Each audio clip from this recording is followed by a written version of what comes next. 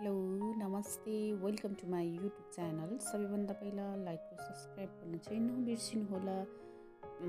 आज चाहिँ म जाँदैछु एउटा यात्रामा, जुन यात्रा चाहन्छु कहिल्यै नसकियोस्, तर यो यात्रा त सकिन्छ। म एउटा ठाउँमा गइरहेको छु। त्यही भएर चाहिँ यो चाहिँ ठ्याक्क कहाँ पुगिसकेँ, माइती घर नजिक पुगेँ म। अनि त्यसपछि मलाई के लाग्छ भने जीवन चाहिँ छ नि, बुझिन सक्ने किताब हो कि रहस्यमय हो जस्तो लाग्छ।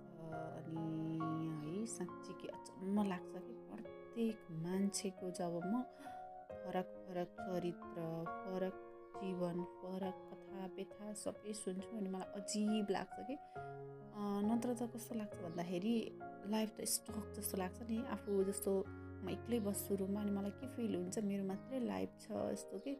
तर संसार चाहिँ विचित्रको छ साथीहरू। संसारमा सबैको आफ्नो कथा व्यथा, सबैको आफ्नो स्टोरी छ।